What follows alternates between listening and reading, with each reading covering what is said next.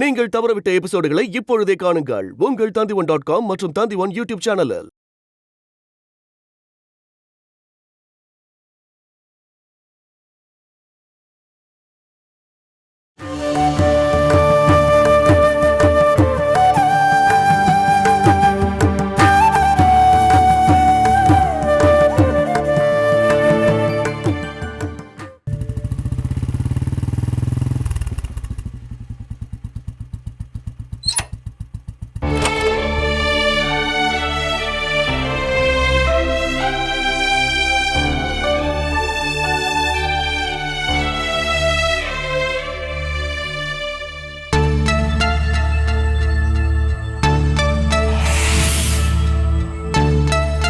யார் வந்திருக்காங்க? உள்ள வந்து பாருங்க. அட சொல்லு. அது சஸ்பென்ஸ். உள்ள வந்து பாருங்க, உங்களுக்கு ஒரு சர்ப்ரைஸ் இருக்கு.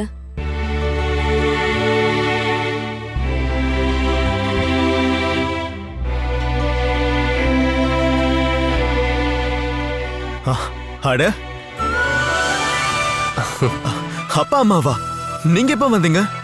வந்து அரை மணி நேரம் ஆயிடுச்சுப்பா. நீ எனக்கு கால் பண்ணி கூட சொல்லவே இல்லையே. நான் வேணும்னு தான் கால் பண்ணல, ஒரு சர்ப்ரைஸா இருக்கட்டும் தான்.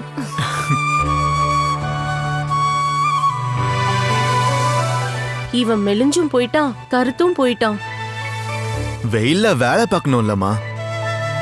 கொஞ்சம் கருப்பான எந்த பிரச்சனையும் வராது. வேலை செய்யும் போது கொஞ்சம் அப்படிதான் ஆகும். இதெல்லாம் இவளுக்கு எங்க தெரிய போகுது? இப்படி வெயிலையும் மழையிலையும் கஷ்டப்பட்டு உடம்பு வலிக்க வலிக்க வேலை செஞ்சு சம்பாதிக்கிறதுக்கு கிருஷ்ணா என்ன ரொம்ப ஏழையாவா இருக்கா என்ன? அம்மா, கிருஷ்ணாக்கு சொல்லி ஒண்ணு நான் இதை பண்ணல. வேலை சரியா நடக்கணும்னா கொஞ்சம் நாமள வேலையை பார்க்கணும்லம்மா. ஆமா ஆமா, அவ சொல்லல அப்படின்னாலும் நீ நல்லா வேலை செய்வன்னு அவளுக்கு நல்லாவே தெரியும். அதுக்கு தானே அவ உன்னை வேலைக்கு வர சொல்லிருக்கா. சரி, அந்த விஷயத்தை விடுங்க. நீ கொஞ்சம் உட்காரு, உன்கிட்ட கொஞ்சம் பேசணும். அம்மா, அவனுக்கு கொஞ்சம் டீ கொடு. வேலையை முடிச்சுட்டு வந்திருக்கான்ல.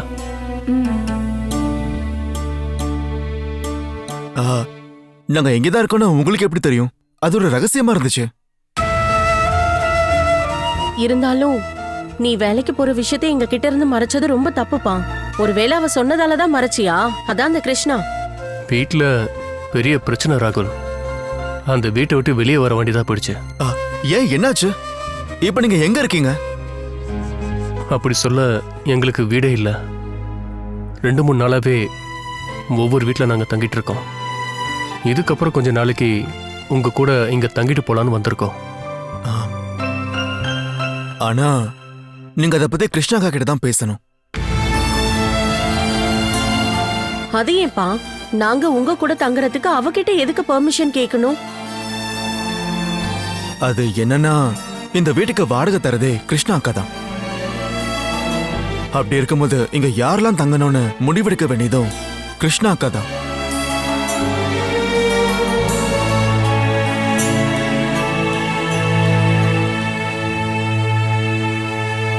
அப்பா, நீங்க தப்பா எடுத்துக்காதீங்க. இது கம்பெனில வேலை செய்யறவங்க குடியிருக்க வாடகைக்கு எடுத்திருக்காங்க. நான் உங்களை இங்க தங்க வச்சிருக்கேன்னு தெரிஞ்சா கம்பெனில இருக்க மத்த ஸ்டாஃப்ஸும் இதையே தான் ஃபாலோ பண்ணுவாங்க. அப்புறம் ஒவ்வொருத்தருக்கும் ஒவ்வொரு வீடு கொடுக்குற மாதிரி இருக்கும். அந்த கம்பெனியால தாங்க முடியாது. அதனால தான்ப்பா நான் போய் இந்த ட்ரெஸ்ஸை மாத்திட்டு வரேன். நம்ம அப்புறம் பொறுமையா பேசலாம்.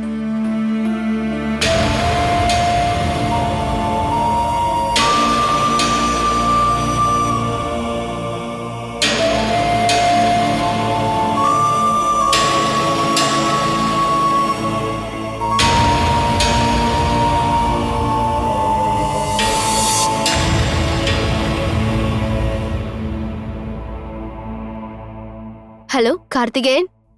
மேடம். கார்த்திகேயன், இப்போ வக்கீல் எனக்கு கால் பண்ணியிருந்தாரு. என்ன சொன்னாரு? அசோகனை இன்னைக்கு ஜெயில இருந்து ரிலீஸ் பண்றாங்க. ஓ, ரியலி?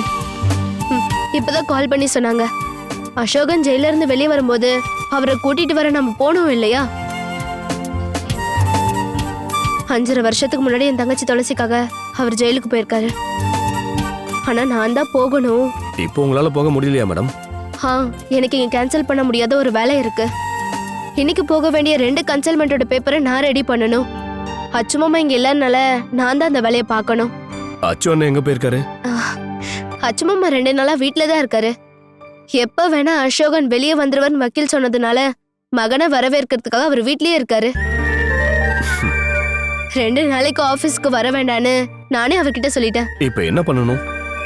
அசோகனை கூட்டிட்டு வர பொறுப்ப நான் உங்ககிட்ட கொடுக்கற கார்த்திகேயன். மேடம், நான் எப்படி தனியா? கார்த்திகேயன், நீங்க நேரா வக்கீல் ஆபீஸ்க்கு போங்க. வக்கீலும் கூட வரதா சொல்லிருக்காரு. நீங்க 2 பேரும் சேர்ந்து போனா போதும். சொல்லப் போனா மதியானம் ஆயிடும். சரிங்க மேடம். அசோகனை கூட்டிட்டு நேரா அவரோட வீட்டுக்கு போயிடுங்க. மாமாவும் அத்தையும் அவரை பார்த்து சந்தோஷப்படுவாங்க. ஆபீஸ்ல இருந்து வரும்போது நான் அவரை வந்து பாக்குறேன்னு சொல்லிடுங்க. இங்க இருந்து நான் எப்போ போவேன்னு எனக்கு தெரியல, அதான் அப்படி சொல்றேன். நான் கண்டிப்பா செய்றேன் மேடம். இந்த வேலையை நான் ஏன் உங்களுக்கு ஒப்படைக்கிறேன்னா, என் மனசுக்குள்ள இன்னொரு விஷயம் ஓடிட்டு இருக்கு. சொல்லுங்க மேடம். அந்த வாசவன் அசோகன் மேல கோவமா இருக்கான்னு தெரியும்ல. தான் மகனை கொன்னவன் வெளியே வரவே கூடாதுன்னு இதுக்கு முன்னாடி பல தடவை வாசவன் என்கிட்ட சவால் விட்டுருக்கான். வாசவனோட சுபாவத்தை பார்க்கும்போது அந்த மாதிரி ஒரு கெட்ட எண்ணம் அவன் மனசுக்கு கண்டிப்பா வந்திருக்கும். அப்படி ஏதாவது அவன் முயற்சி பண்ணானா அதை தடுக்கிறதுக்கு உங்களால மட்டும்தான் முடியும் கார்த்திகேயன். அதனாலதான் உங்களை நான் அங்க அனுப்பி வைக்கிறேன். நான் என்ன சொல்ல வரேன்னு உங்களுக்கு புரியுதுல்ல? புரியுது மேடம். நீங்க எதுக்கும் பயப்படாதீங்க. அசோகனுடைய உடம்புல ஒரு சின்ன கீறல் கூட படாம நான் கூட்டிட்டு வரேன். அதுக்காக வாசவன் ஒரு படையே கூட்டிட்டு வந்தாலும் சரி. இது இந்த கார்த்திகேயனுடைய வாக்கு. நான் உங்களை நம்புறேன் கார்த்திகேயன். நான் சொன்ன விஷயம் உங்களுக்கு மட்டும் தெரிஞ்சா போதும். ஓகே, போயிட்டு வாங்க. சரிங்க மேடம்.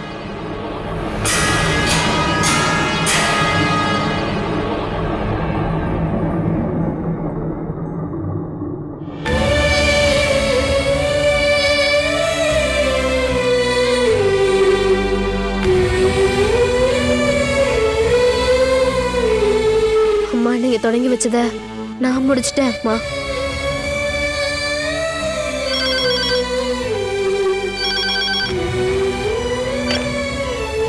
Hello hello hello. அலற வேணாம், நான் தான் வாசவன்.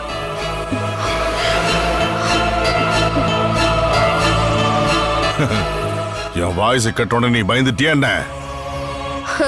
உன் மகளே உன்னை பார்த்து பயப்பட மாட்டேங்கிறா, அப்படி இருக்கும்போது நானா? பேர்ல யானை இருக்கிறதுக்காக நீர் யானைய பார்த்து யாராவது பயப்படுவாங்களா வாசவா? இந்த வாசவன் நீர் யானையா மத யானையா அப்படின்னு நீ கூடிய சீக்கிரம் கண்டிப்பா தெரிஞ்சுக்க போற. அத சொல்றதுக்காக தான் நீ இப்ப கால் பண்ணியா? இப்ப நான் கால் பண்ணது வேற ஒரு விஷயம் சொல்லதான். என் கூட போட்டி போட்டு நீ ஜெயிச்சிட்ட அப்படின்னு நினைச்சிட்டு இருக்கல்ல. என் மகனை கொன்னவன தண்டனையில இருந்து முடிஞ்ச அவனை காப்பாத்து பார்க்கலாம். காப்பாத்திட்டனே, தீர்ப்பும் வந்துருச்சு. அசோகன் இன்னைக்கு கண்டிப்பா வெளியே வந்துருவாரு. உன்னால என்ன பண்ண முடியும் வாசவா? நீ மட்டும் அவனை வெளியே கூட்டிட்டு வாடி. என் கத்தியால தான் அவன் சாக போறான். அவனோட ரத்தத்தை உரியறதுக்கு நான் 5 வருஷத்துக்கு முன்னாடியே ஒரு கத்தியை ரெடி பண்ணி வச்சிருக்கேன். இன்னைக்கு அதோட தாகம் தீரப்போகுது. வாசவா, உனக்கு அந்த தைரியம் இருந்தா அதை பண்ணி காட்டு பார்க்கலாம். அப்படி பண்ணா நீ ஒரு மத யானைன்னு நானே ஒத்துக்கிறேன். நீ நீ எனக்கு சவால் விடுறியாடி? இதே மாதிரி இந்த வாசவன் கிட்ட சவால் விட்டவோ அம்மாவுக்கு என்ன நடந்ததுன்னு உனக்கு தெரியல? தெரியல சொல்லு. அதை தெரிஞ்சுக்கிட்டதுனாலதான் நான் உனக்கு சவால் விடுறேன். நீ ஒரு ஆம்பளையா இருந்தா நீ சொன்னதை செஞ்சு காட்டுடா.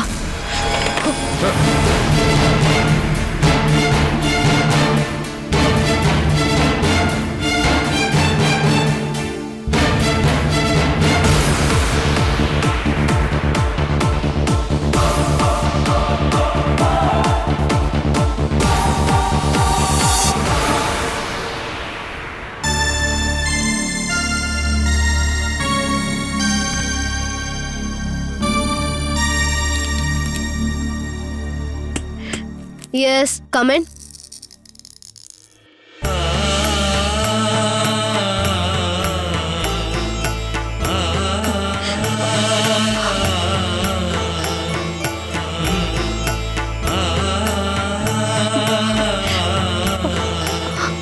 அசோகன்,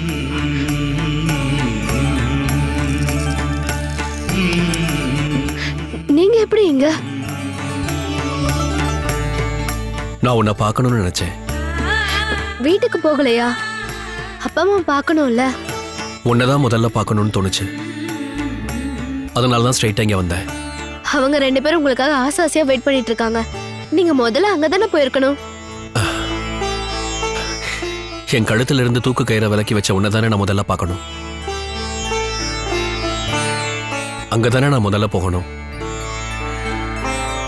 அவங்களுக்கு தானே நன்றி சொல்லணும். ஐயோ, நீங்க எனக்கு நன்றி சொல்ல போறீங்களா?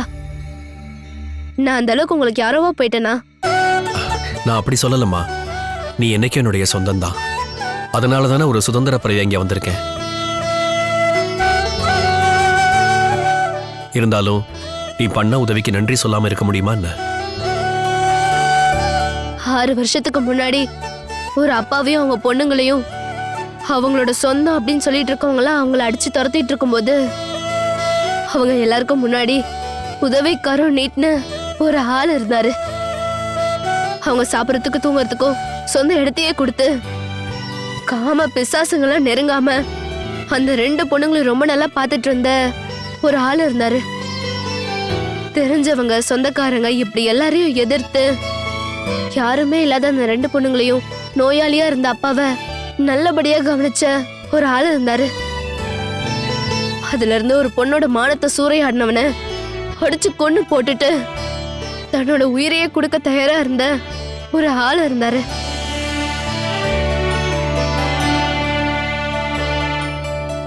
அந்த ஆள்கிட்ட நான் எந்த அளவுக்கு நன்றி சொல்லணும்னா, நான் அவர் கால் பாதத்தை எத்தனை வாட்டி தொட்டு கும்பிடணும் தெரியுமா? சொல்லுங்க. அசோகன், நீங்க கொடுத்த அந்த தன்னம்பிக்கையாலதான் நான் எவ்வளவு தூரம் வந்து சேர்ந்திருக்கேன். உங்க வாயில இருந்து வந்த வார்த்தைகள் தான் இப்போ எனக்கு இருக்க சக்தியே. இதெல்லாம் தெரிஞ்ச நீங்க என்கிட்ட எதுக்காக நன்றி சொல்லணும்? நீங்க எங்களுக்காக பண்ண உதவிகள்ல 1000ல் 1 பங்கு கூட நான் பண்ணது கிடையாது. இருந்தாலும் நீ பண்ண உதவியால தானே நான் திரும்பவும் இங்க வந்திருக்கேன். யாருன்னே தெரியாத ஒரு பொண்ணோட மானம் போயிட்டு இருக்கிறத பார்த்ததுக்கு அப்புறம் அவனை கொன்னு போட்டு நீங்க தூக்கு தண்டனை வாங்கினது எதுக்காக? பார்க்கல, எனக்கு தெரியாதுன்னு சொல்லி நீங்க அன்னைக்கு அப்படியே விட்டுட்டு போயிருக்கலாம் இல்லையா? ஆனா நீங்க அதை பண்ணவே இல்லைல்ல. என்னோட தங்கச்சிக்காக தூக்கு தண்டனையை ஏத்துக்கிட்ட அந்த உயிரை திரும்ப கொண்டு வர வேண்டியது என்னோட பொறுப்பு தானே. கிருஷ்ணா, நீ அது மட்டுமா பண்ணிருக்க? உடஞ்சு போய் கிடந்த என் குடும்பத்தை காப்பாத்தினது யாரு? என் அக்காவுக்கு கல்யாணம் பண்ணி வச்சது யாரு? என் வீட்டுல பட்னி இல்லாம இருக்காங்கன்னா அதுக்கு காரணம் யாரு? அது எல்லாமே நீ பண்ண உதவியால தானே. நீங்க மட்டும் ஜெயிலுக்கு போலன்னா நீங்க சொன்ன எல்லாத்தையும் நீங்க பண்ணிருப்பீங்கல்ல. நீங்க உள்ள இருக்கும்போது அதெல்லாம் நடக்காம போயிடக்கூடாதுன்னு நான் ஆசைப்பட்டேன். நீங்க பண்ண வேண்டிய அந்த வேலைகளை நான் பண்ணேன், அவ்வளவுதான்.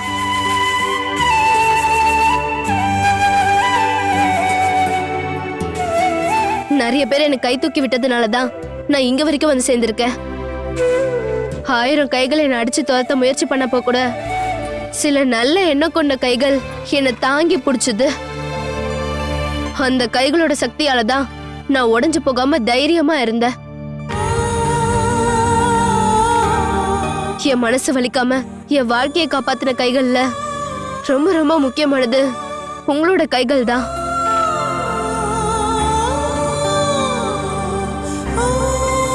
அதனால எக்காரணத்து கொண்டும் நீங்க என்கிட்ட நன்றியை மட்டும் சொல்லாதீங்க. அதுக்கு பதிலா நன்றி சொல்ல வேண்டியது நான் தான். கஷ்டமான சூழ்நிலையிலையும் தெளிவா பேசுற உன்னை நான் ரொம்ப பாராட்டுறேம்மா. என்ன அப்புறமா கேலி பண்ணிக்கலாம். வீட்டுக்கு போகணும்ல, வாங்க, நானும் உங்க கூட வரேன்.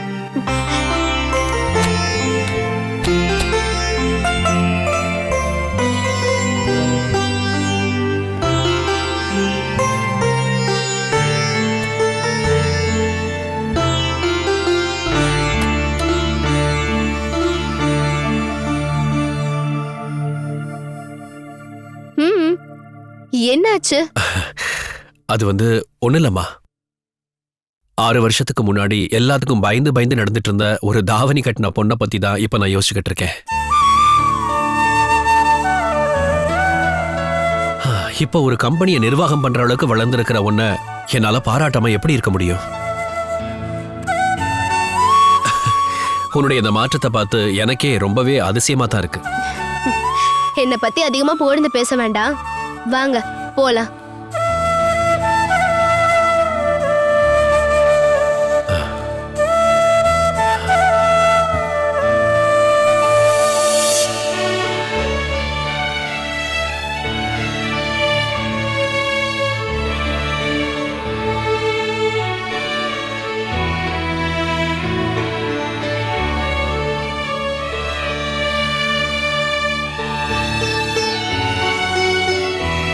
இங்க பாரு, நீ இந்த மாதிரி அடிக்கடி வெளியில வந்து பார்க்க வேண்டிய அவசியம் இல்ல. அவன் இங்க வந்துருவான். இங்க பாருங்க, நான் என் பையனை பார்த்து எத்தனை வருஷம் ஆகுது. அவனை கூட்டிட்டு வர நாமளும் அங்க போயிருக்கணுங்க. ஏண்டி, இவ்வளவு கஷ்டப்பட்டு அசோகனை வெளியில கொண்டு வந்திருக்கா. அப்படிங்கும் போது இங்க கொண்டு வந்து நிறுத்துறதுக்கும் அவளுக்கு தெரியும். அவளுக்கு தெரியாதுன்னு நான் ஒன்னும் சொல்லவே இல்லையே. நாமளும் அங்க போயிருக்கலான்னு தானே சொன்னேன். ஏண்டி, அவன் ஜெயில இருந்து வரும்போது கட்டி பிடிச்சு அழுகணும்னு நினைக்கிறியா? இல்ல அவன் வீட்டுக்கு வரும்போது வாய்க்கு ருசியா சமைச்சு கொடுக்க நீ நினைக்கிறியா? கடந்த 5-6 வருஷமாவே ஜெயில போடுற அந்த சாப்பாடை சாப்பிட்டு சாப்பிட்டு அவன் நாக்கு கண்டிப்பா செத்து போயிருக்கும். நீ போய் ஏதாவது சமையல் வேலைய பாரு. நீங்க இதெல்லாம் எனக்கு சொல்ல வேணாங்க. எல்லாத்தையும் நான் எப்பவோ ரெடி பண்ணி வச்சுட்டேன். அப்பளத்தை மட்டும் பொரிச்சா போதும்.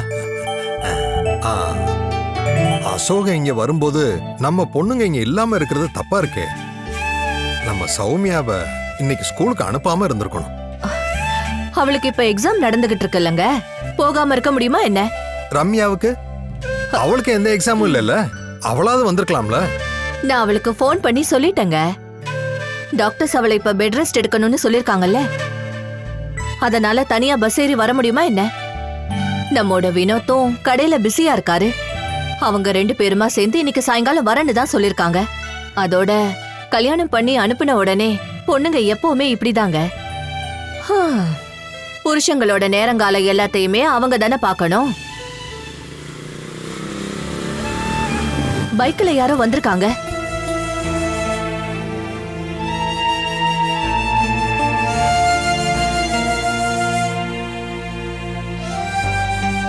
யாருங்க வந்திருக்காங்க? சித்தார்த் வந்திருக்காமா, அசோகனோட ஃப்ரெண்டு. இவன் எதுக்கு சொல்லாம கொள்ளாம இங்க வந்திருக்கான்? மாமா அசோகன் வந்துட்டானா மாமா? இல்லப்பா, இன்னும் வரல. என்ன விஷயம்? இல்ல ஒண்ணு இல்ல, இன்னைக்கு ஜெயில இருந்து வரதா கேள்விப்பட்டேன். அவனை பார்த்து ரொம்ப வருஷம் ஆயிடுச்சுல்ல, அவன் வந்திருந்தா அவனை பார்க்கலான்னு சொல்லி வந்தேன். இன்னைக்கு வர்றதா எங்களுக்கும் தகவல் கிடைச்சிருக்கு. சாயங்காலம் ஆயிடுச்சு இல்லையா, ஒருவேளை நாளைக்கு வர்றதுக்கும் வாய்ப்பு இருக்கு. ஜெயில் சம்பந்தப்பட்ட விஷயம் இல்லையா. அது இத்தனை வருஷம் ஆகியும் நீ இந்த பக்கம் வரவே இல்லையே சித்தார்த்து.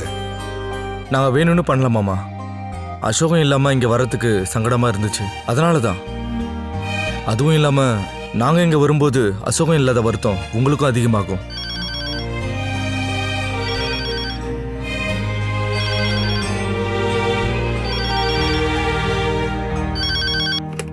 Hello hello. ரொம்ப கத்தாத கிழவா. நான் தான் வாசவன், உன் மகனுக்கு யமன். யாரு யாரு? வாசவனா? ஆமா, வாசவனே தான். உன் மகனுக்கு ஜெயில இருந்து வர போறதா கேள்விப்பட்டனே. வரட்டும், அவன் வெளியே வரதான இத்தனை நாளா காத்துக்கிட்டு இருந்தேன். வாசவன், நீ ஏன் இப்படி எல்லாம் பேசுற? நான் சொன்னது உனக்கு புரியவே இல்லையான்னு? சரி, புரிய வைக்கிறேன். என் பையனை கொன்னுட்டு இத்தனை வருஷமா உன் பையன் ஜெயிலுக்குள்ள போய் ஒளிஞ்சுக்கிட்டு இருந்தான் இல்லையா, அவனுக்காக நான் ஒரு கத்தி ரெடி பண்ணி வச்சு 5 வருஷம் ஆச்சு. இன்னைக்கு அதை வெளியெடுக்கணும் இல்லையா?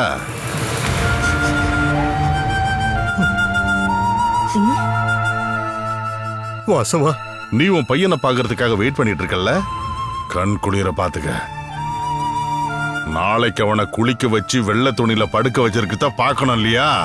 வாசவா, தயவு செஞ்சு அந்த மாதிரி எல்லாம் பண்ணிடாத. உன் மகனை கொன்ன குற்றத்துக்காக 5.5 வருஷம் ஜெயில இருந்துட்டு இப்பதான் என் மகன் வர்றான். அவன் பண்ண தப்புக்கான தண்டனையை அவன் அனுபவிச்சு முடிச்சிட்டான். என்ன தண்டனையை அனுபவிச்சிட்டான? என் பையன் அவன் கொன்னு போட்டிருக்கான். அதுக்கு தண்டனையை 5.5 வருஷம். சாப்பிட்டுட்டு தூங்கிட்டு உள்ள இருந்தா போதுமா என்ன? அது போதாது அச்சுதப்பா. அவனுக்கு நான் மரண தண்டனை விதிச்சிருக்கேன். பார்த்துக்கிட்டே இரு.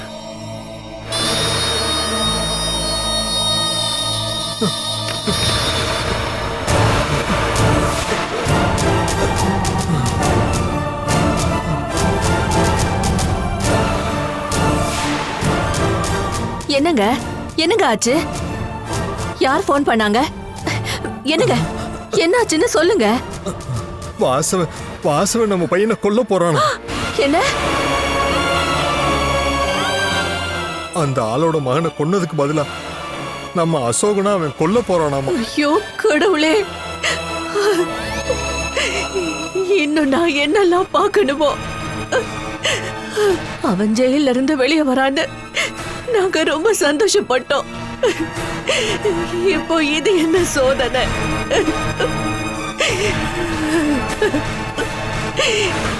நீ சத்தம் போட்டு அழுகாத.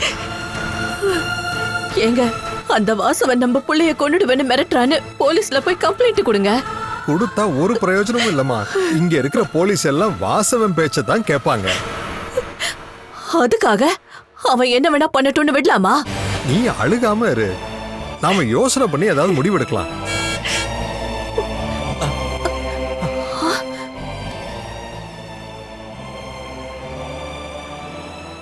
Catch us on TV, Tandivan.com, Facebook and YouTube.